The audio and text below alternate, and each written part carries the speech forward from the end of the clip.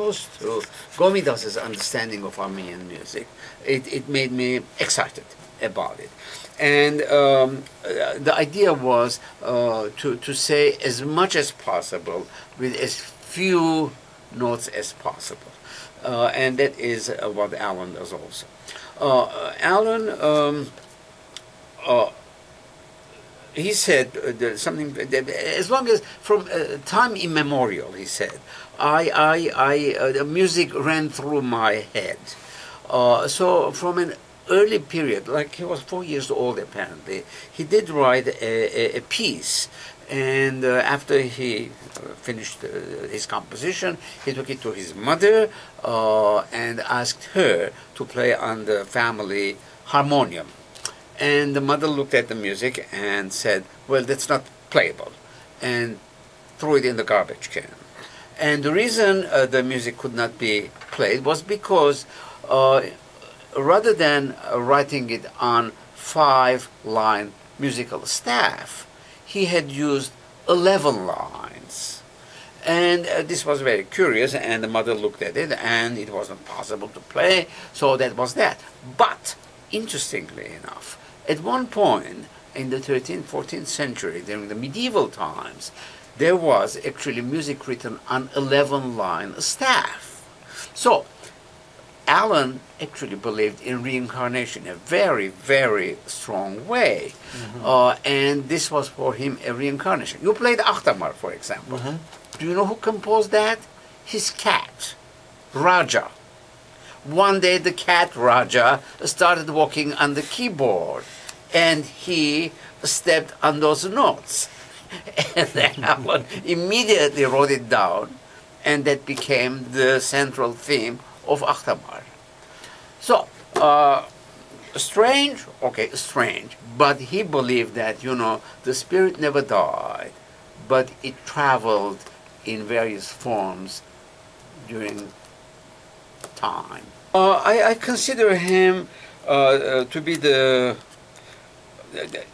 there are two very important things about Alan. One is, I think he's the creator of world music, by which I mean he fused the Eastern idea of music with Western technique. So the East, whether that's Middle Eastern or Indian or Chinese or Korean or Japanese, those two things got together, and he created a language which was totally new at the time. Now, you know, we have fusion cuisine, we have fusion this, fusion that.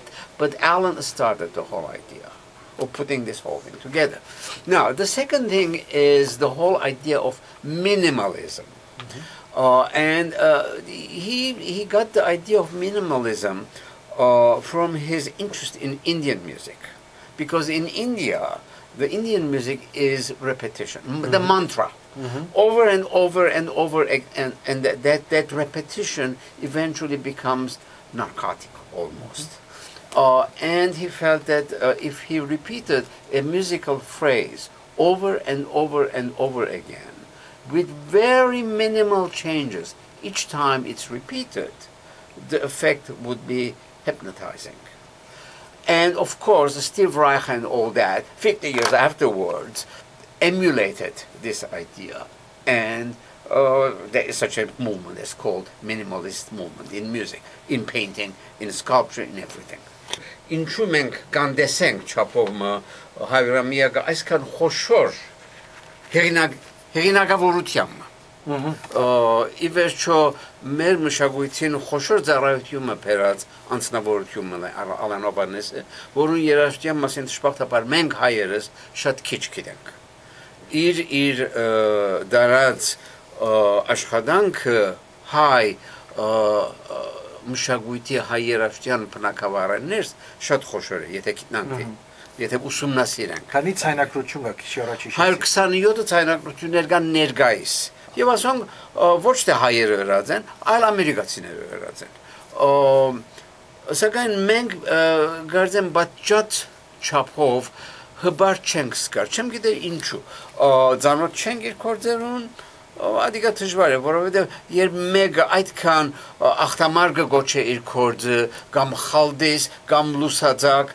կամ Էջմիածին եւ այլն, անգայլի բան է չսկալ, որ այս մարդը հետաքրքրում ունի հայ մշակույթին հանդեպ։ Գիտե բան մը գսկա հայ մշակույթին հանդեպ։ Ինչու չենք օգտագործել ադիգա, ինչու մերը չենք դարձնել։ Դժբախտաբար ես այնպես կսկամ, որ դակավին հայ համայնքը, հայ ժողովուրդը Հովհաննեսը չեմ ներծծած ցևում